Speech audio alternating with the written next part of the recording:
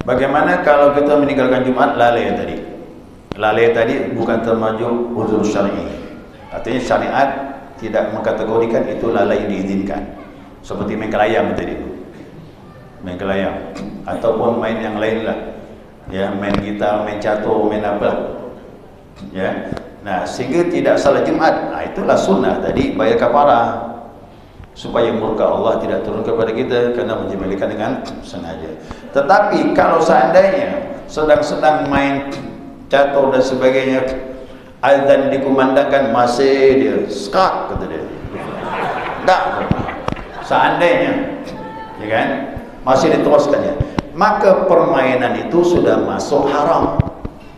Kerana sudah ada masuk waktu.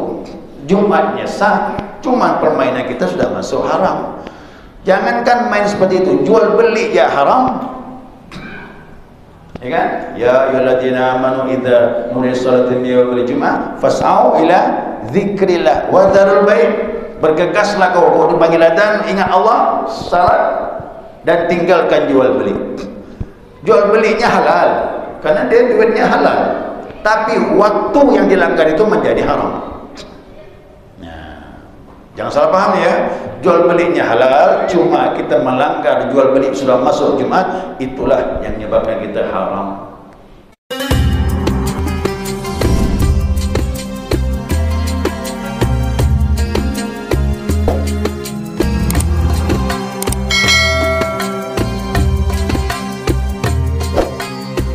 Bismillahirrahmanirrahim. Alhamdulillahirabbil alamin. Allahumma shalli ala nuril anwar وسر الأسرار وترياك الأغير مفتاح باب اليسار سيدنا ومولانا محمد المختار وآله الأطهار وأصحاب الأخيار عدد نعم الله وإفضاله. سبحانك لا علم لنا إلا ما علمتنا إنك أنت العليم الحكيم. اللهم ذكرنا ما نسينا وعلمنا ما جهلنا ولا حول ولا قوة إلا بالله العلي العظيم. قال المصنف رحمه الله تعالى ونفعنا بعلومه في الدارين آمين. جماعة صلاة الظهر رحمكم الله. السلام عليكم ورحمة الله وبركاته. Alhamdulillah, senantiasa kita mengaturkan pujian dan syukur kita kepada Allah Azza wa Jalla atas limpahan rahmah hidayahnya malam ini, siang ini pada zuhur bulan Ramadan, hari yang ke-15 kita dipertemukan Allah Subhanahu wa taala. Di samping melaksanakan ibadah, kita lanjutkan kajian kita, mudzakarah kita, panduan kitab Lubabul Hadis yang masih berkaitan dengan fi fadilatil Jumat, yakni bab tentang keutamaan Jumat atau ibadah-ibadah pada hari Jumat. Ya, kita lanjutkan khabar atau hadis berikutnya dari Nabi SAW. Qala sallallahu alaihi wasallam, man tarakal jum'ata min ghairi udhrin. Ya. Siapa orang yang meninggalkan Jumat dengan tanpa uzur, falyatasaddaq bidinarin, hendaklah dia bersedekah dengan 1 dinar. Fa illam yajid fa nisfi dinarin, jika tidak ada maka separuh daripada 1 dinar atau setengah dinar. Ya, ini kafarahnya ya. Ini kafarah untuk orang-orang yang sengaja meninggalkan Jumat ya, dengan sebab dia wajib Jumat. Nah, di sini Nabi menyebutkan bahwasanya siapa yang meninggalkan Jumat bagi orang yang memang wajib Jumat ya, bi ghairi udhrin, tanpa uzur. Kalau ada uzur tak masalah ya. Jumat itu ada orang-orang yang memang uzur untuk melaksanakan salat Jumat. Nah, maka dikatakan falatasaddaq, hendaklah dia bersedekah. Ai nadban, maksudnya sunnah, bukannya wajib. Ya, hukumnya sunnah. Dari mana tu? Nah, dinar tu apa? Ai min zahabin. Yang namanya dinar tu dari emas. Dulu dinar tu emas, dirham perak. maka nilainya jauh. Ya, emas dengan perak itu nilainya jauh. Ya. Fa illam yajid fa nisfi dinarin. Jika dia tidak mendapatkan 1 dinar, maka lakukanlah 1/2 dinar. Fa inna dzalika kafaratut tarki. Maka sesungguhnya yang demikian itu sebagai kafarah. Kafarah ini penghapus kesalahannya karena meninggalkan Jumat tanpa uzur. Nah, ini sunnah hukum ya. Hadis ini rawahu Ahmad wa Abu Dawud An-Nasai wa Ibnu Majah wa Ibnu Hibban. An Samurah bin Jundub, dari sahabat Nabi bernama Samurah bin Jundub. Jadi ramai ahli hadis merawikan hadis ini. Dibilang hadisin wa huwa haditsun sahih. Ini hadis sahih. Nah, jadi timbul hukum ni ya.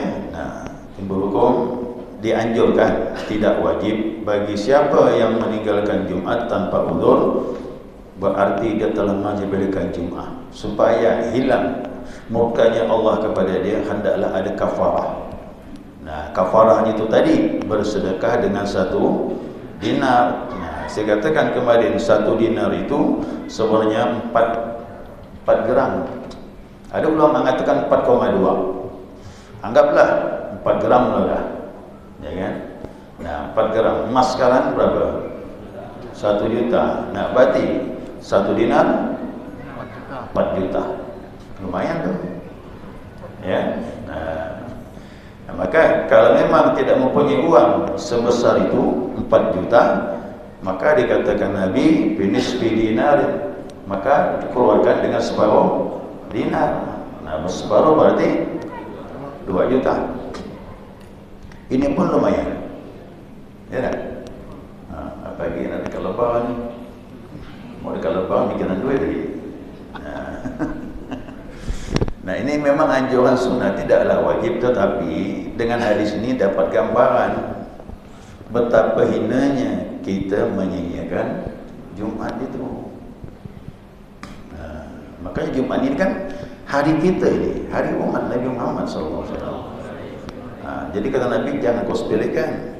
Artinya dia punya kemuliaan. Yang menyanyiakan saja disuruh menebus kafarah ya, dengan nilai seperti itu. Nah, kemudian ya, riwayat Imam Baihaqi sama juga dari Samurah bin Jundub, namun hadisnya dhaif.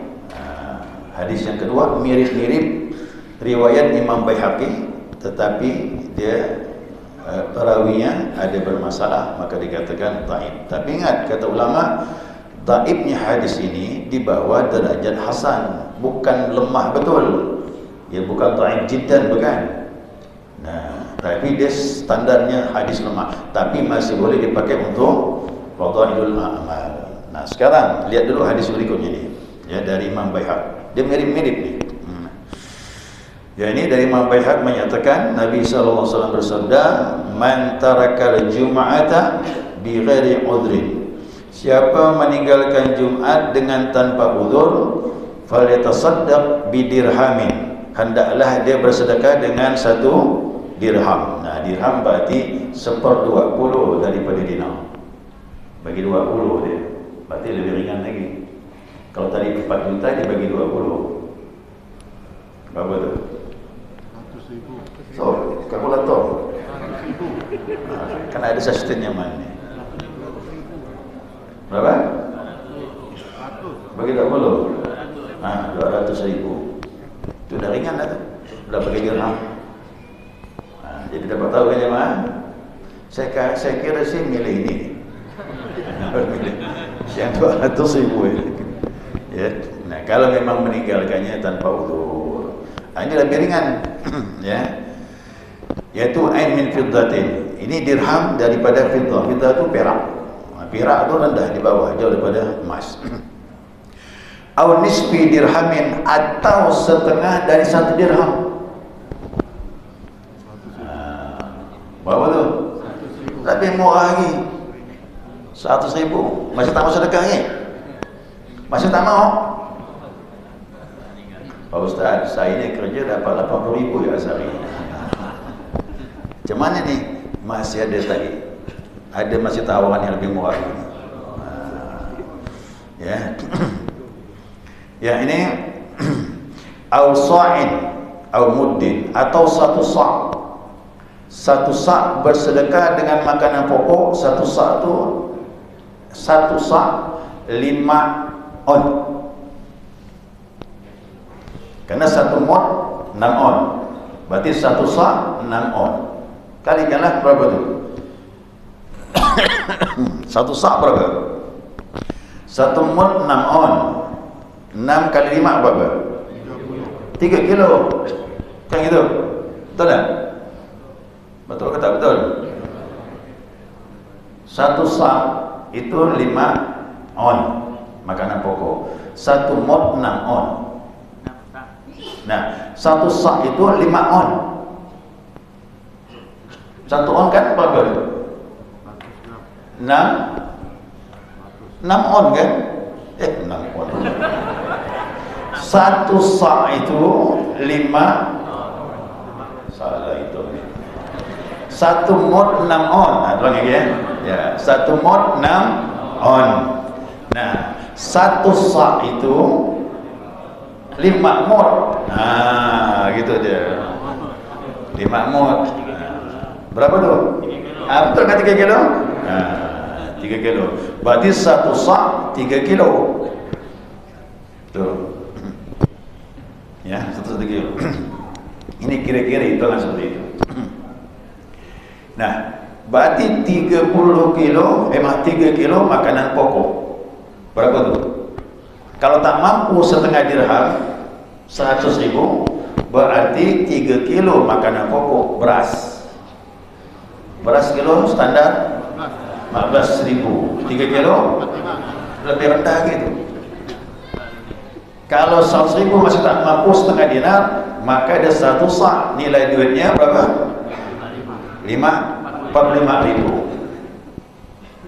Saya kira sekolah ini saya mampu sebenarnya. Pak Ustaz, saya ini kadang makan kadang tak ada. Macam mana ni? Terakhirlah tadi 1 mod 6 on beras kafarahnya. Jadi disimpulkan di sini, berarti kafarahnya menurut kemampuan. Yang banyak duit jangan nilai dirham, harus dinar. Yang banyak duit kafarahnya berapa keluar? 4 juta atau setengah daripada 4 juta, 2 juta. Kalau ini pun masih berat, pilihan lagi yang dirham. Yang dirham tadi berapa tu? 200.000, setengah dirhamnya 100.000. Kalau ini pun masih tak mampu 100.000, berarti pilih satu sa'. Satu sa' tu 5 on di 3 kilo, berarti nilainya 45.000. Satu sa' pun tak mampu, satu mod. Satu mod tu 6 on, apa beras 6 on. Sekilo 15.000, 6 on. 9.000. Genapkanlah 10.000. 10.000 tu yang paling akhir kalau memang kemampuannya seperti itu. Tu kafarahnya. Ya. Sampai Nabi tunjukkan kafarah ni supaya kita bayar menurut kemampuan. Artinya janganlah kita menyanyikan ya hari Jumat itu, karena ada kafarahnya. Nah, jadi apalagi hari Jumat ketemu Ramadan, lebih besar lagi nilainya. Ya, sekali itu ya, jelas sudah dapat dipahami. Nah, kemudian waqala sallallahu alaihi wasallam, man taraka thalatha jum'in. Kata Nabi, siapa yang meninggalkan 3 Jumat tahawunan biha. Tahawunan ini artinya menyepelekan. Ya, menyepelekan Jumat. Dia meninggalkan Jumat karena menyepelekan Jumat. Nah, ya.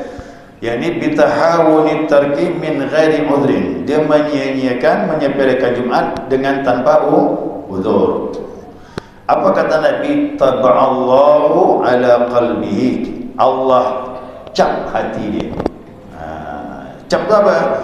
Khatamallahu alaihi. Allah tutup dia punya hatinya. Kalau sampai 3 Jumat berturut-turut tanpa uzur kita tinggalkan,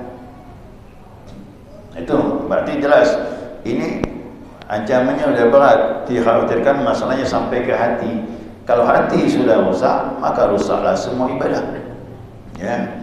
Bahkan Nabi SAW bersabda, "Inna fil jasadil mudghah, idza salaha salaha jasadu kullu." Pada tubuh kita ada segumpal daging.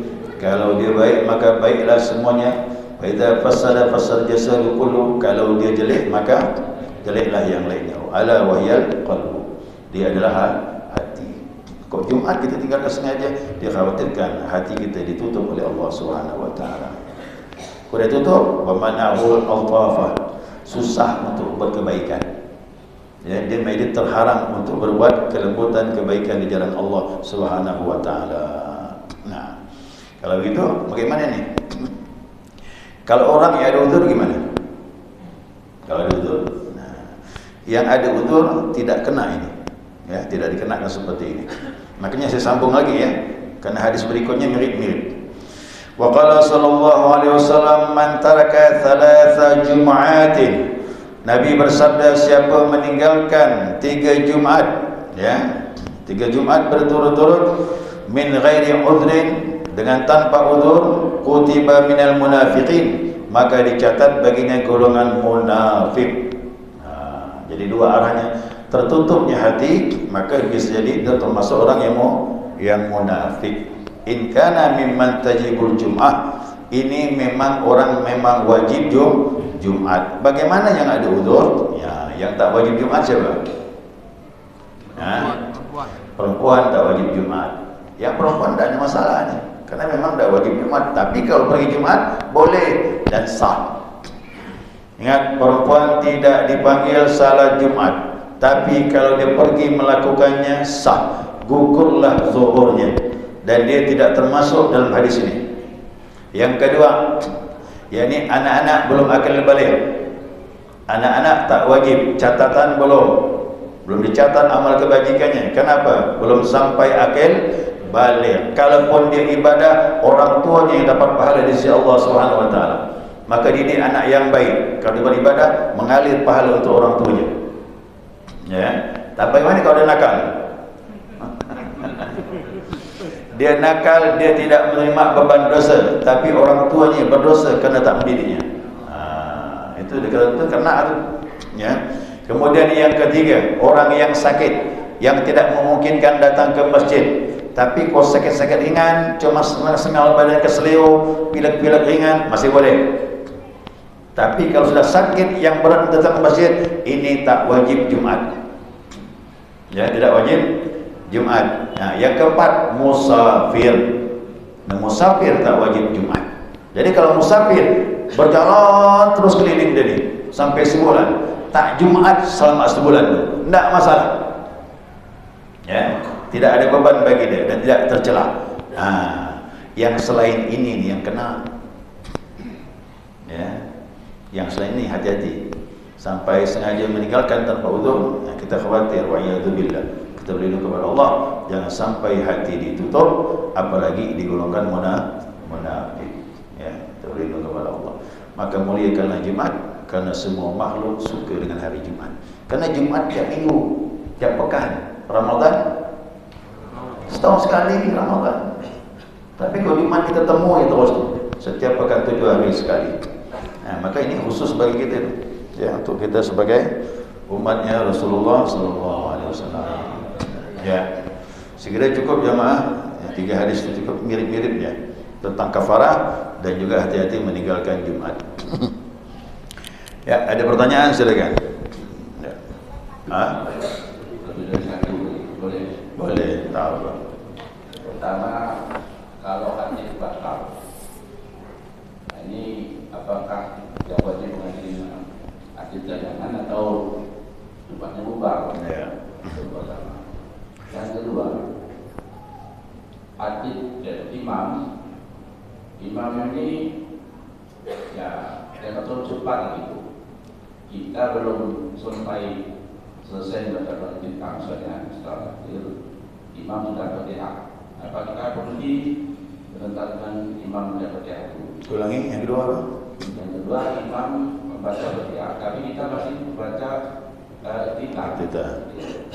kita berhenti atau melanjutkan terus sementara imam bukan baca Fatihah. Yang ketiga, imam sudah baca ayat setelah Fatihah. Ini kan biasanya imam kita ini ada yang jeda menunggu makmum baca Fatihah.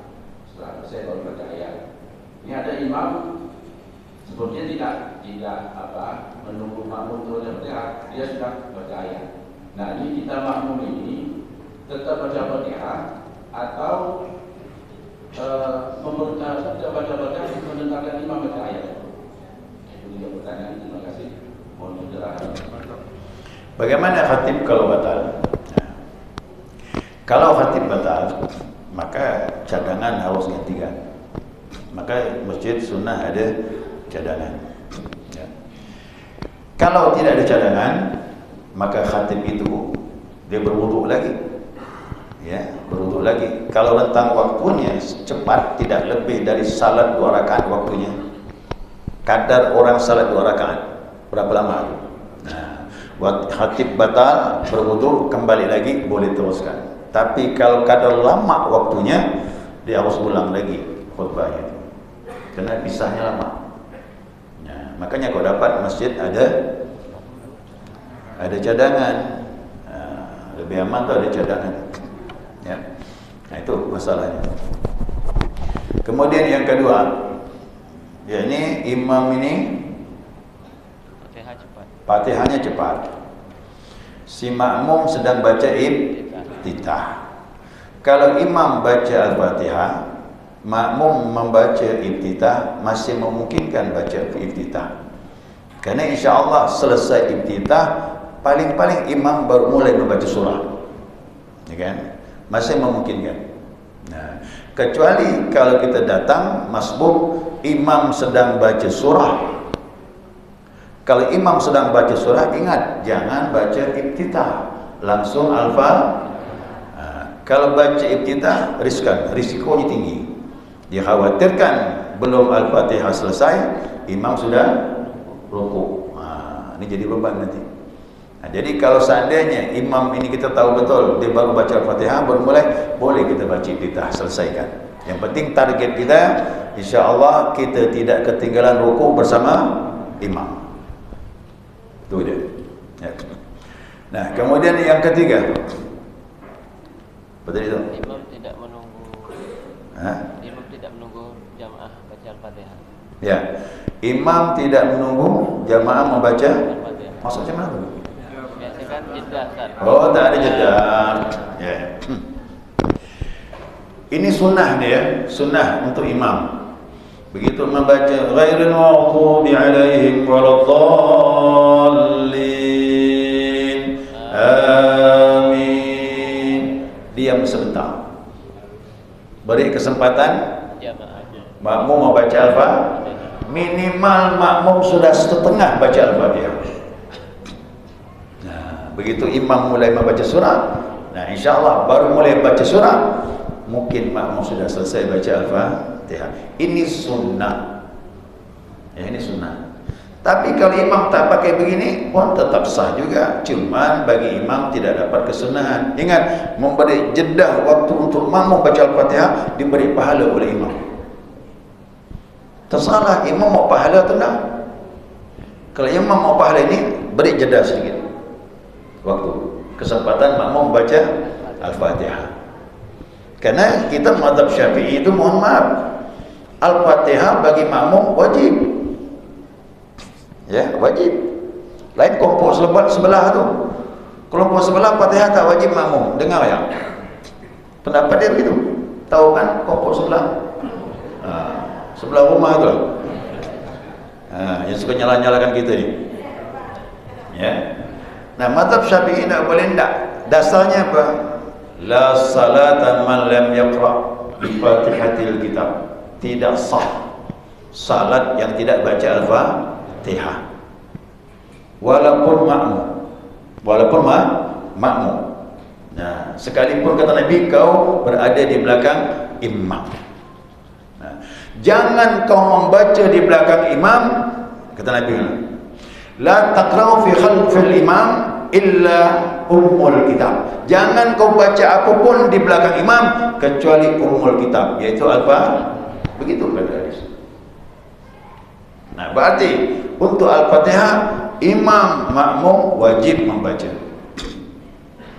Nah, wajib membaca. Makanya siapa tak membaca Al-Fatihah dianggap belum membaca Al-Fatihah, batal. Ya, batal dia. Nah, jadi ini tergantung imam lah. Imam yang mengerti, kalau dia sama-sama mazhab Syafi'i, mengerti belajar, maka sunnah beri jedah sedikit sebentar setelah Al-Fatihah, beri kesempatan makmum membaca Al-Fatihah, kemudian menyambung membaca surah. Itu sunnah. Ya, sunnah. Ya. Ini kaitan dengan perempuan ini Pak Ustaz.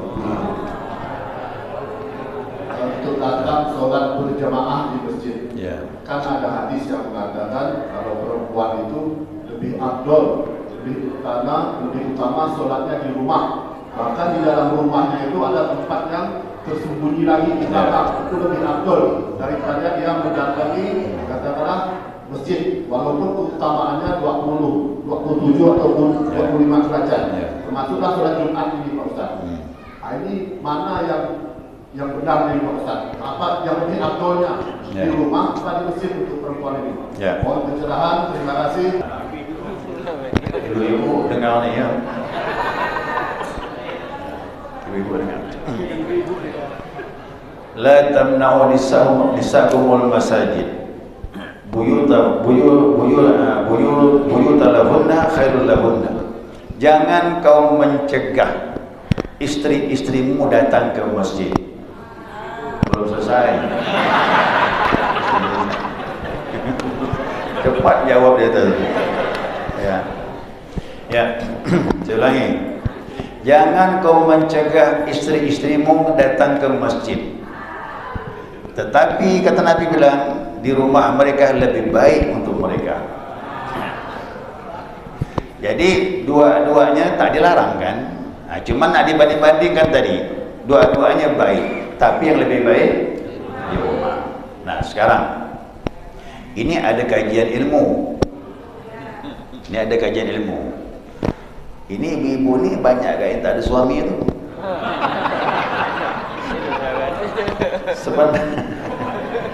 Sebenarnya ini mau faham. Jadi suami-suami yang kahwin ni dia siap beri nafkah, pakaian, tempat tinggal, pendidikan.